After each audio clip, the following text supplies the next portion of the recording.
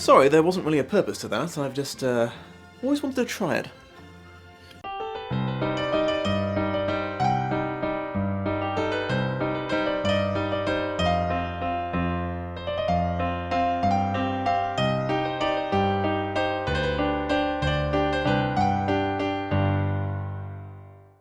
Hello old sports, that's a thing from the book, I'm not suddenly playing up to British stereotypes. Anyway, welcome back to Lost in Adaptation, the internet review show about comparing the plot and theme accuracy of film adaptations to the books they're based on. Francis Key Scott Fitzgerald was an American writer who specialised in novels set in the Roaring Twenties, or the Jazz Age as it's sometimes called. A veteran of the First World War, he only got a chance to write a total of 5 books in his tragically short life as he suffered from multiple health complications and died at the young age of 44. The Great Gatsby, the third of his novels, was initially a bit of a flop, selling very poorly while Fitzgerald was alive, but gaining worldwide recognition some years later. My personal opinion on it is...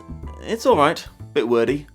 Okay, fine, the book has been described by more allegory-savvy critics than I as a metaphor for the American dream, and yeah, I can kinda see that. The shamelessly decadent behaviour of the uber-rich features massively in the plot, and there's a strong warning not to put your life on hold in order to chase an idealised version of reality that would be impossible to actually achieve, worked into the ending. Fitzgerald's writing kind of reminds me of George R.R. Martin, though I suppose I should probably say it's the other way around as Fitzgerald came first, but the point is, he spends a frustrating amount of time describing in detail the looks and actions of people who make no second appearance in the story. Heads up, if you're thinking about reading this book, it was written by a white dude in the 20s, so you're inevitably going to come across a few words that we have since, as a society, realised are kind of a shitty thing to call people, so endeavoured to stop doing so.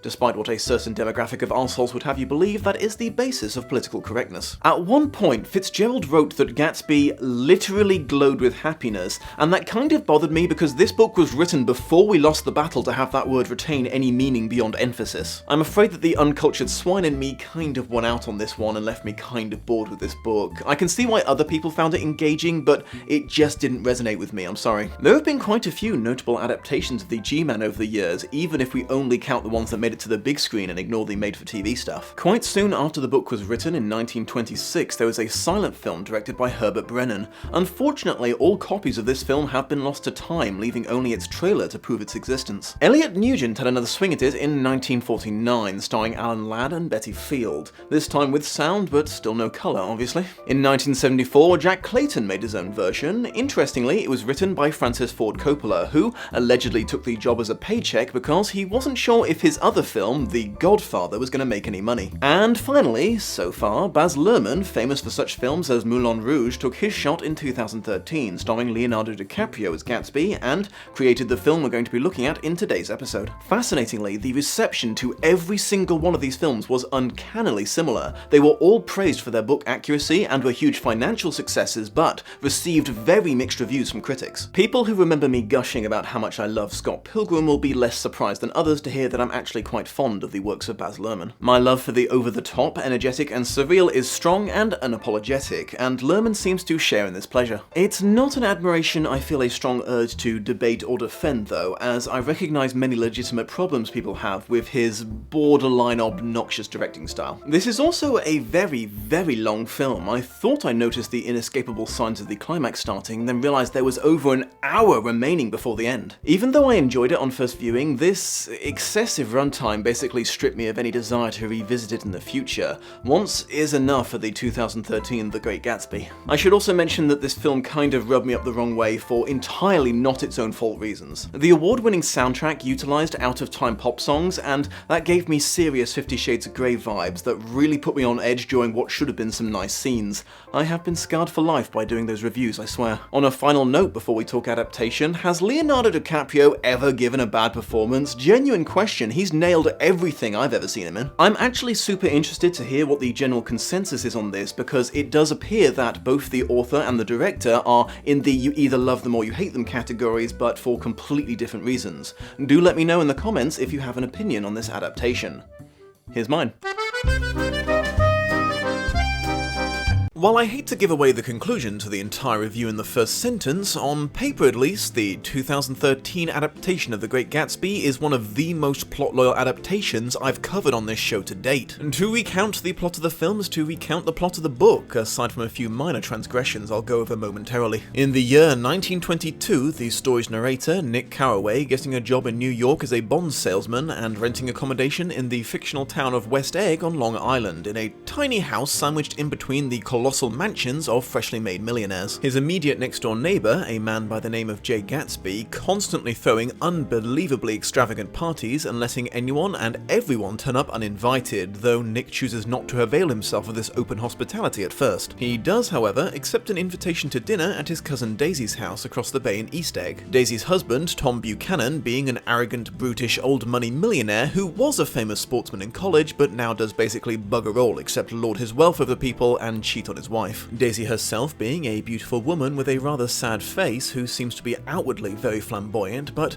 clearly harbouring a deep melancholy within her due to unhappiness with her place in the world. Daisy rather unsubtly attempting to set Nick up with her friend Jordan Baker, a professional golfer. Tom's mistress putting a bit of a downer on the evening by calling constantly. Tom, in blatant defiance of good manners, insisting on introducing Nick to the woman he's cheating on his cousin with, the wife of a local mechanic, and even drags him into a debaucherous party in an apartment in New York with her. Nick receiving a handwritten invitation to be a guest at Gatsby's next party, where he happens to meet Jordan Baker and an intoxicated but friendly elderly man in a super fancy library. Nick eventually makes the acquaintance of the man himself, and they actually seem to hit it off. Gatsby taking Nick out to lunch in his custom-built yellow car, on the ride telling him his life story in which he claims to be the prodigy of a wealthy family, educated in Oxford and decorated as a war hero. He also casually shows off his power and influence by scaring off a policeman simply by revealing his identity to him. Lunch takes place in a speakeasy owned by Gatsby's close business partner, Mr. Wolfshine, revealing that he's quite clearly into some shady undertakings. Jordan passing on a request from Gatsby that Nick invite Daisy round to his place for tea so that Gatsby could drop by and meet her. It transpiring that he and she were romantically involved 5 years before, but had been parted by circumstance, and Gatsby hopes to rekindle the acquaintance. Nick, seeing just how important this is to his new friend, agreeing, and Gatsby going a tad overboard decorating his house with flowers in preparation. Gatsby being so nervous he almost bottles it, climbing out of the window into the rain, but returning soaked a minute later. His reunion with Daisy being initially very awkward, but after Nick gives them some time alone, they quickly become re-enamored with each other, and the three of them spend the rest of the day being shown around Gatsby's mansion. The reveal that Gatsby made up his original backstory, and the truth being that he was actually James Gatz, the son of some penniless farmers. Young Gatz ran away from home and ended up saving the life of a drunk millionaire who went on to teach him how to act as if he were a posh git. After the old man died, Gatz changed his name to Gatsby and became a self-made millionaire through mysterious circumstances. Daisy, Tom and Nick coming to another one of Gatsby's famous parties where Tom and Gatsby verbally measure dicks and Tom does not like the result. Daisy wanting to run away with Gatsby, but Gatsby, despite claiming to be madly in love with her, being adamant that before they can be together she has to tell Tom that she never loved him and come and live with him right there in West Egg. Gatsby firing all of his servants so he and Daisy can have an affair in secret for a while until Daisy supposedly works up the courage to say that she'll renounce Tom,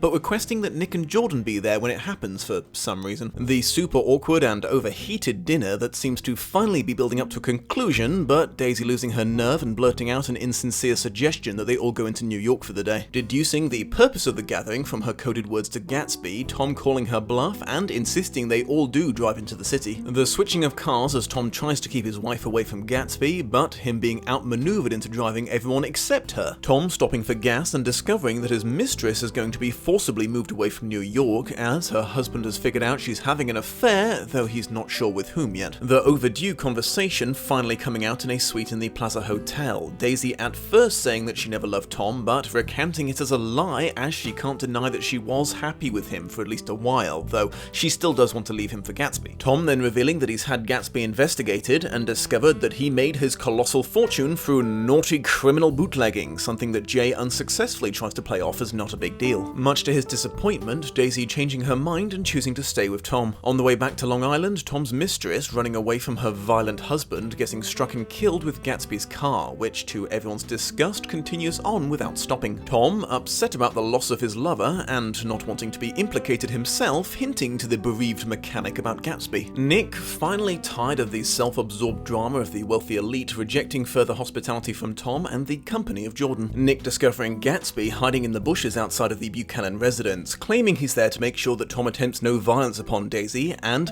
still convinced that she's going to choose him once she's had a chance to calm down, accidentally revealing that it was she behind the wheel during the hit and run. Nick checking on them and discovering that, contrary to Gatsby's belief, it seems that Tom and Daisy are actually forming a closer bond after the events of the evening. Nick suggesting that his friend should go away for a bit until the mess blows over, but Gatsby insisting he needs to be there for when Daisy comes around. Nick staying up with him that night and getting the full story about his past, then the following morning Gatsby deciding to use his pool for the first time that year while Nick goes to work. The vengeful widower arriving at Gatsby's to perform a murder-suicide, shooting Gatsby at the pool and then himself. To Nick's disgust, Tom and Daisy going on a long trip and all of Gatsby's friends immediately washing their hands of him, leaving him alone to arrange his funeral to the best of his abilities. The film utilised the same method as the book to make sure that you do not root for Tom even a little bit, by establishing that he is super racist early on. I think Carey Mulligan did a really good job of capturing Daisy's earnest nature and her way of finding subtle ways of conveying her feelings when she wasn't able to speak freely. The moment she described after her daughter's birth, where she hoped aloud that she would grow up to be a fool because that was the only way she could conceivably be happy in this world, is almost as word-for-word accurate as it is depressing. They also recreated the bond that she had with Nick that seemed to me to almost border on the flirtatious, but I'm willing to write off as just the way that people showed affection back in the 20s. The room in which we are introduced to Daisy, with its flowing curtains, which I must admit I initially assumed was a product of Luhrmann's artistic style, is actually described in the book pretty much as is. I was also impressed on second viewing to notice things like DiCaprio letting his posh accent slip a little when he was feeling particularly insecure about people's perceptions of him. It was a very nice touch. Nick's last words to Gatsby, that they were a rotten bunch and he was worth more than all of them together, is line for line from the book, as is what it seemed to mean to Gatsby to hear it. The film also held true to the inventive, though not often subtle, symbolism of the book, like the green light near Daisy's house that Gatsby was so enthralled with, and the old advertisement for an optician that watched everyone go about their sinful business. Nick's drunk within and without speech is book accurate, though the film takes it in a slightly more literal direction than might have been intended. Nick's admiration for Gatsby's ability to hope, for his eternal optimism for the fruition of his dreams, is indeed one of the core themes of the book. Personally, I think that's too generous a way of describing Gatsby's behaviour, as I think it's pretty clear in the book and the film that in their 5 years apart, Gatsby had created an idealised version of Daisy in his head that she could never live up to. Insisting that she not only leave Tom, but decree that she never loved him ever, was his attempt to get her to conform to his mental image of her. They included the rather depressing detail that everyone, including Nick, forgot that it was Nick's 30th birthday on the day that all the shit went down. Now, in the book, this was the start of an internal crisis as Nick realised he wasn't in his 20s anymore. Ugh, big mood. But in the film, it's just there. This is possibly an example of how you maybe don't have to stick to everything from the book if you're not also able to include the point of it. I was also very impressed that the film stuck to the fact that Nick, for narrative reasons, chose to recount Gatsby's past to the audience in the middle of the story instead of near the end when he actually learnt it. So yeah, like I said, I don't often come across word-for-word book accuracy like this, which makes it super weird because despite all of this, the film doesn't feel like an accurate representation of the book, and for once, I don't actually think it's got anything to do with... So, first things first, this film is narrated, and in order to work that into the film organically, Luhrmann added in a non-book accurate setup that Nick Carraway, overcome with depression after the events of the story, has committed himself to a sanitarium for treatment. The voiceover you hear is either him recounting the events that led him there to his doctor, or him reading aloud the memoir he was encouraged to write as a means of processing his grief. As I've touched upon in episodes past, the choice to add narration always allows for much greater book accuracy, as it returns to you the internal monologue that's so integral to a book story. Whether or not this is a cop-out adaptation-wise is definitely up for debate. I would say it depends on the story. If you can get by without it, it's great. If you can't, it's at least essential that you find a balance between consistency and overuse. Luhrmann, I think, managed to find that balance, so I didn't find Tobey Maguire's voiceover particularly obnoxious, especially because it more often than not directly quoted from the book, which is always nice. A small knock-on effect of this is, in the movie, they occasionally play up Nick's rite of passage past a little more than in the book to justify his doctor's suggested treatment, and his claim to only having been drunk twice in his life is now a lie because morbid alcoholism is listed on his medical chart. Young Gats's rescue of the intoxicated affluent sailor is a tad more dramatic in the film. In the book, he just rode out to him and yelled, "Hey, you really shouldn't park here, the tide might drift you against the rocks." They added in a surprisingly long montage of fun activities that the trio get up to after Gatsby and Daisy are reunited, which, considering they established that the rain didn't stop until around 4 o'clock, makes me wonder if rich people can afford to pay to have more hours of the day added. I think Luhrmann's approach to this whole adaptation is summed up nicely in the way that Gatsby introduces himself. The "I'm Gatsby" line was originally at a quiet table devoid of fireworks and Rhapsody in Blue, so technically it's not 100% book accurate, but gosh damn, that scene is awesome. Gatsby losing his mind for a second and almost decking Tom represents a significant change to the conversation in the Plaza Hotel that resulted in Daisy changing her mind about leaving her husband. Originally, there was no such display of violent temper, it was simply the reveal that he was a bootlegger that made her draw away from him, begging the question, where the heck had Daisy been assuming all his millions had come from, or was she simply so used to splendor she hadn't thought to question his wealth at all until now? The conclusion of the movie introduces an element of optimism for both Gatsby and Nick that wasn't really present in the book. In Gatsby's case, Nick suspected that just before his death, the forlorn candle of hope that he held that Daisy would still choose him had finally gone out. Luhrmann, however, showed that the last thing that Gatsby saw was what he believed to be Daisy calling on the phone. Even though it was actually Nick checking up on him, he still at least went out thinking that she truly loved him. Film Nick's ending is improved by showing he has at least gained a sense of closure by writing down Gatsby's story in a book, and some of his lust for life has since returned. Something that's not really present in the book, where Nick intentionally drives all of his former acquaintances away and moves from the East Coast because it just has too many bad memories for him. No, I've had enough. Of everyone.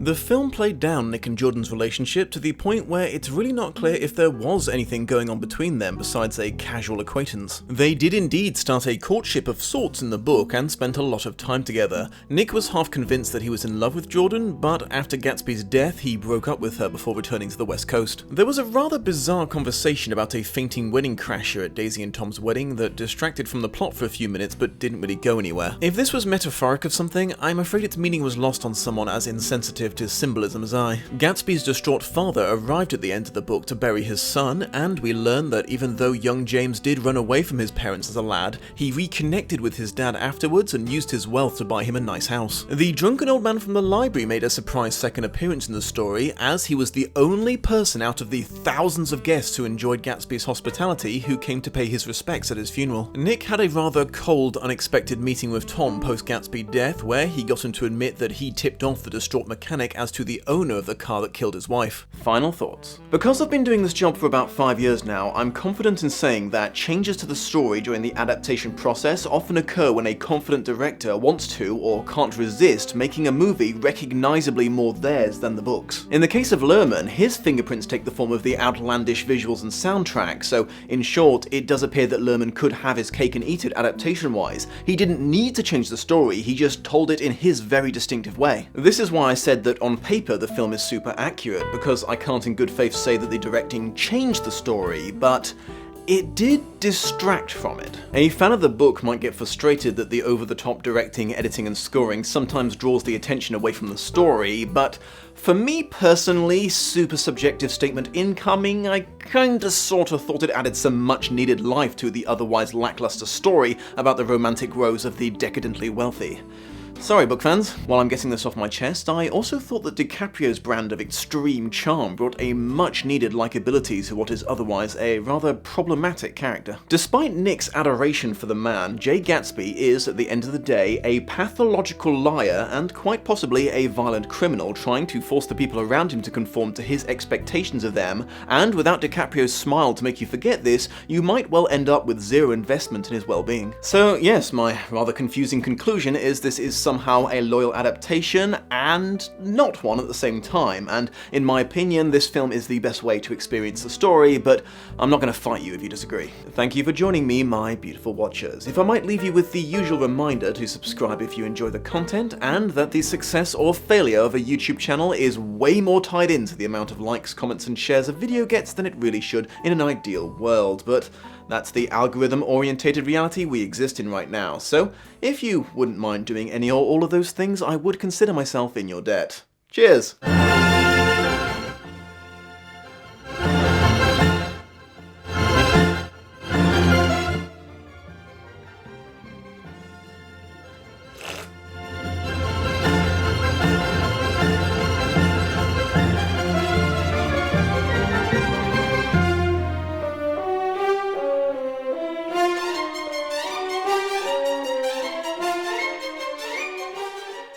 Hello again, my beautiful watchers. I just wanted to take this opportunity to give you a quick reminder that there's a wonderful website called Patreon that's been allowing online producers to actually make a living doing what they do, since apparently YouTube's decided that they shouldn't anymore. Basically, they offer the chance to pledge a certain amount of money per month or per video in exchange for various rewards offered by the creator. There's a variety of stuff you can earn by becoming one of my patrons, including early access to all videos and taking part in that survey you see at the start of every Lost in Adaptation episode. That's actually a very important part of the process, as I use it to gauge how much I'm going to need to explain about the book and the film before I start comparing them. If you decide to become a higher level contributor, your name will be added to the credits that you're seeing right now, and you'll be given the option to join my private chat room so you can regularly talk with me and other patrons. If you're keen enough to join the topmost tier of patronage, you'll earn the most coveted of all the rewards, the chance to pick a future adaptation to be reviewed by yours truly. However, if right now you are thinking, "My goodness the Dom, I can't do that, for I have no money left after building a personal fortress to prepare for the coming zombie apocalypse. Do you have